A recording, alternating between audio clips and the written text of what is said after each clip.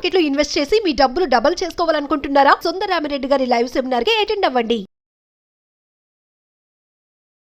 Hello నమస్తే, welcome to Suman TV. ప్రస్తుతం మనతో పాటు amphi certified and mutual funds distributor అయిన శ్రీనివాస్ గారు ఉన్నారు. వీరితో ఈ రోజు కొన్ని విషయాల గురించి మనం డిస్కస్ చేద్దాం. హలో అండి శ్రీనివాస్ గారు. నమస్తే మేడం. ఇప్పుడు మార్కెట్ పరిస్థితి చూసుకున్నట్లయితే మనకి ఫాల్ లో ఉంది. ఆల్మోస్ట్ ఒక 15 to 20% వరకు మనకి డౌన్ లో నడుస్తుంది. కాబట్టి బేసిక్ గా ఇన్వెస్టర్స్ కి వచ్చే డౌట్ ఏంటి అంటే, ఈ టైంలో అసలు మనం ఇన్వెస్ట్ చేయొచ్చా లేదా, అండ్ ఇన్వెస్ట్ చేసినా గానీ బెస్ట్ రిటర్న్స్ అనేది ఎక్స్పెక్ట్ చేయొచ్చా అనే డౌట్ అనేది కామన్ గా వస్తుంది. దీని గురించి చెప్పండి, ఎక్స్ప్లెయిన్ చేస్తాను. ఫాల్ అనేది సహజం. ఎవ్రీ 7-8 years ఒకసారి ఏదో ఒక రీజన్తో మార్కెట్ దాని లెవెల్స్ని కరెక్షన్ చేసుకుంటుంది.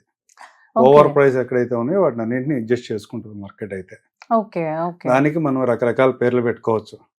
1996లో అర్షద్ మెహతా అని పెట్టుకోవచ్చు, లేకపోతే 2000లో టెక్ బబుల్ అని పెట్టుకోవచ్చు, 2008లో సబ్ప్రైమ్ అని పెట్టుకోవచ్చు, 2013లో ఒక రకమైన ఇబ్బంది వచ్చింది, తర్వాత 2020 17-18 టైంలో కూడా మార్కెట్ కరెక్షన్ అయింది, తర్వాత 20లో కరెక్ట్ అయింది.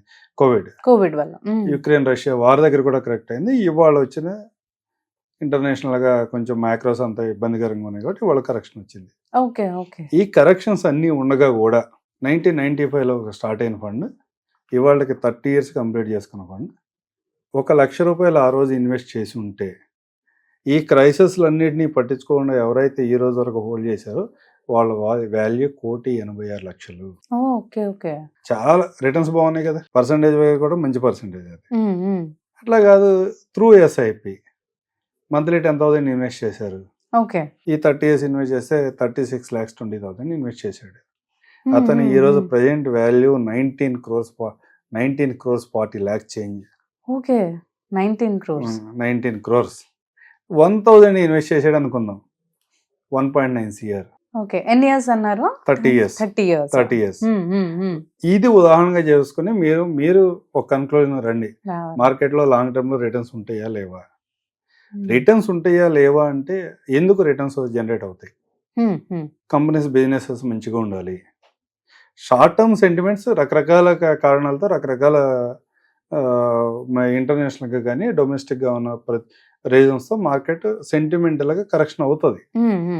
అల్టిమేట్గా ఏంటి, మనం ఎక్కడైతే ఏ కంపెనీస్లో ఇన్వెస్ట్ చేస్తున్నామో ఆ కంపెనీస్కి బిజినెస్ బాగుండాలి, ప్రాఫిట్స్ బాగా రావాలి, పర్ఫార్మెన్స్ బాగుంటే ఆబ్వియస్గా వాళ్ళ స్టాక్ ప్రైసెస్ అన్ని పెరుగుతూ ఉంటాయి, మనకి రిటర్న్స్ వస్తాయి.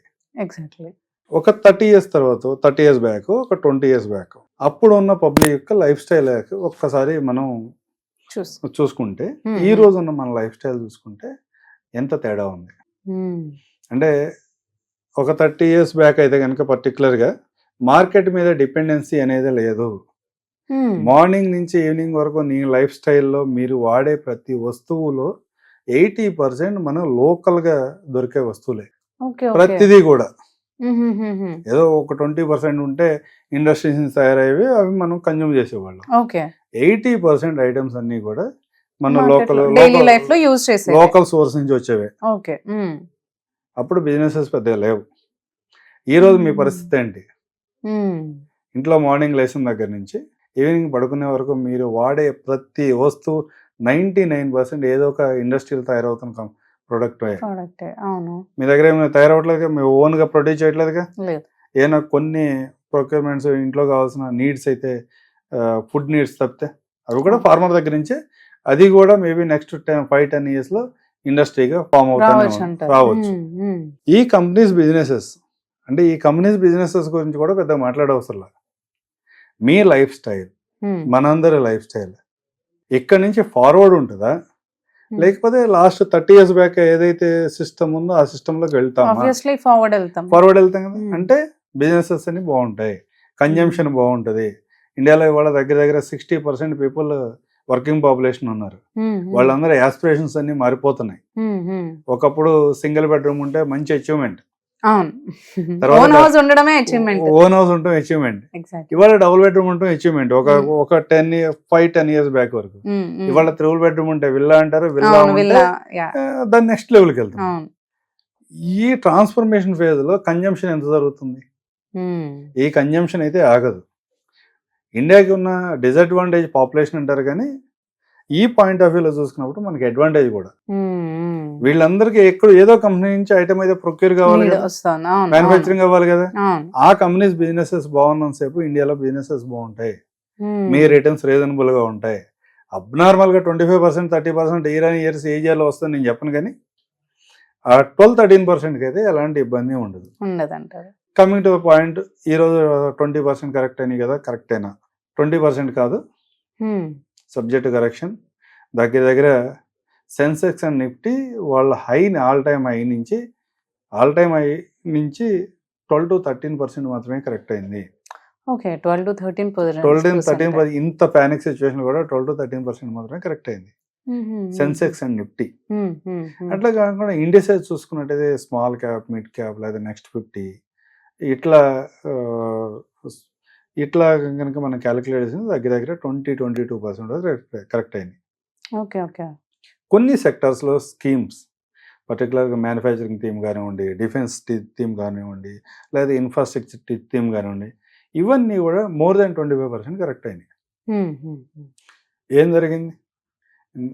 జనరల్గా కేస్ స్టడీ 1-2 అని ఒక 2 కేస్ స్టడీల గురించి మాట్లాడుకుంటే, ఒకటి 2008 పీక్లో ఉన్నప్పుడు 1 లక్ష రూపాయలు ఇన్వెస్ట్ చేస్తే ప్రజెంట్ ఈ రోజు ఉన్న వాల్యూ 8,30,000. 2008 మదర్ ఆఫ్ కరెక్షన్ అంటాం మార్కెట్స్కి. దగ్గర ఆ టైంలో 2008 పీక్ నుంచి 57% మన మ్యూచువల్ ఫండ్స్ కరెక్ట్ అయినాయి. 57% కరెక్ట్ అయ్యాయి. 12-13% అన్నారు మీరు, దీనికి ఎంత పానిక్ అవుతుంది? 12-13 అంటే 20-25% మనం కన్సిడర్ చేసుకోవచ్చు ఫండ్స్. 57 అంటే లాంగ్ 57% కరెక్ట్ అయినప్పుడు, ఆ రోజు మార్కెట్ బాగున్నప్పుడు ఇన్వెస్ట్ చేసిన ఇన్వెస్ట్మెంట్ వాల్యూ 1 lakh ఇన్వెస్ట్ చేస్తే ఇవాళ 8,30,000.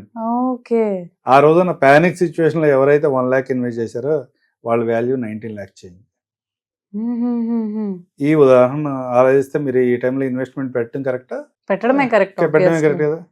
రెండో కేస్ స్టడీ కోవిడ్ లో కూడా జాన్ ఫస్ట్ ఎవరైతే 1 lakh ఇన్వెస్ట్ చేసి ఉంటే ఈ రోజు 2,76,000 రీజనబుల్ రిటర్న్. అప్పుడు ఎంత పడింది పర్సెంటేజ్? 27-28% కరెక్ట్. 27-28% కరెక్ట్ అయింది. అదే April 1st కనుక అదే 1 lakh ఇన్వెస్ట్ చేసి ఉంటే 3 months వేరియేషన్ లో ఈ రోజు 4,22,000. దగ్గర 1,50,000 ఎక్స్ట్రా వచ్చింది. అంటే ఈ ఉదాహరణ చూస్తూ ఏమవుతుంది అంటే, లాస్ట్ ఓల్డ్ సినారియోస్ అని చూస్తే కూడా ఇది రైట్ వాల్యుయేషనే, ఇన్వెస్ట్ చేయొచ్చు. కానీ ఆ రోజు ఉన్న సిచ్యువేషన్, ఆ రోజు ఉన్న దానికి అనుగుణంగా మనం మాట్లాడుతున్నాం. ఎగ్జాంపుల్స్ అయితే తీసుకోగలుగుతున్నాం. ఎగ్జాంపుల్స్ తీసుకున్నతో పాటు ఇవాళ ఉన్న మార్కెట్లో ఉన్న యాక్చువల్గా ఉన్న సిచ్యువేషన్ ఏంటనేది మనం అర్థం చేసుకోవాలి. ఎందుకు మార్కెట్స్ పడుతుంది? Major reason rupee depreciation. Trump గారు ఏ రోజు ఏం మాట్లాడుతుందో తెలియదు. ఆయన ఏదైనా ఇబ్బందికరంగా మాట్లాడినప్పుడు ఆ దేశానికి అనుకూలంగా మాట్లాడుకున్నప్పుడు, ఇబ్బందికరంగా అని కూడా నేను అన్నాను, ఆ దేశాలకు అనుకూలంగా మాట్లాడుకున్నప్పుడు మన మార్కెట్స్ ఇబ్బందిగా ఉన్నాయి. ఇవన్నీ ఎప్పుడు రిజాల్వ్ అవుతాయి అనేది ఇమీడియట్ గా ఈ స్టేజ్ అయితే మనం చెప్పలేము. అంటే ఇంకా ఏమన్నా పెరిగే అవకాశం, ఫర్దర్ గా ఫాల్ కూడా ఉండే అవకాశం కూడా ఉంది. లేదని అయితే 100% చెప్పలేం. ఇండియాలో ఐటమ్ సెల్ చేయాలి అంటే మ్యానుఫ్యాక్చరింగ్ కాస్ట్ కి 100% యాడ్ చేసి ఇక్కడ సెల్ చేస్తున్నాం. అంటే 100 రూపీస్ కి మనం బై చేయాల్సిన ఐటమ్ ని 200 రూపీస్ బై చేయాల్సి వస్తున్నప్పుడు వాళ్ళకి డిమాండ్ పెద్దగా లేదు ఇక్కడ.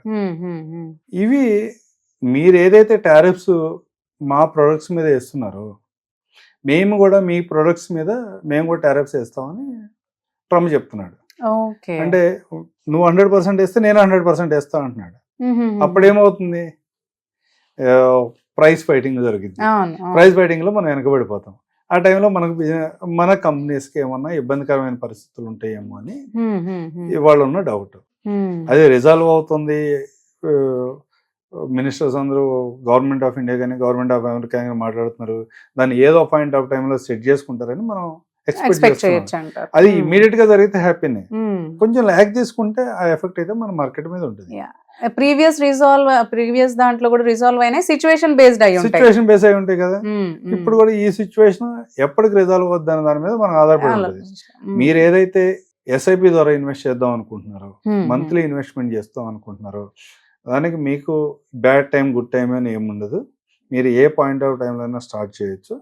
దాని గురించి పెద్దగా మార్కెట్ కండిషన్ ఇవన్నీ ఆలోచించవసరం లేదు. ఎలాగో లాంగ్ టర్మ్ లాంగ్ పెట్టుకుంటాం టర్మ్ కాబట్టి అప్పుడు రిజాల్వ్ పోతే ఫ్లోస్ అండ్ హైస్ అనేవి మనం ప్రిపేర్ అయ్యి ప్రిపేర్ అయ్యి ఇన్వెస్ట్ దానికి చేయాలి. ఇన్వెస్ట్ చేసుకోవాలి. అప్పుడు అప్ అండ్ డౌన్స్ ఉండటం వల్ల కూడా మీకు యూనిట్స్ అక్యుములేట్ అవుతా ఉంటాయి వరస్ట్ ఫేజ్ లో. అవును. బుల్ ఫేస్ లో ఉన్నప్పుడు మీకు Adds రిటర్న్స్ అవుతూ ఉంటాయి, returns రిటర్న్ అవుతూ జంప్ అవుతూ ఉంటుంది. అవును, అవును. అలాగే మీరు ఏదైనా ప్రిన్సిపల్ అమౌంట్ ఒక లంసమ్ అమౌంట్ మార్కెట్లో ఇన్వెస్ట్ చేయాలనుకుంటున్నారా, 100% ఇన్వెస్ట్ చేయడానికి ఇది రైట్ టైం కాదు. మీరు ఏదైతే ఒక లంసమ్ అమౌంట్ మీ దగ్గర ఉన్న అమౌంట్ ఇన్వెస్ట్ చేయాలనుకుంటే కనుక ఒక 25% ఈ లెవెల్లో ఇన్వెస్ట్ చేసిన మిగతా అమౌంట్ని నెక్స్ట్ 6 monthsలో ఇన్వెస్ట్ చేయండి.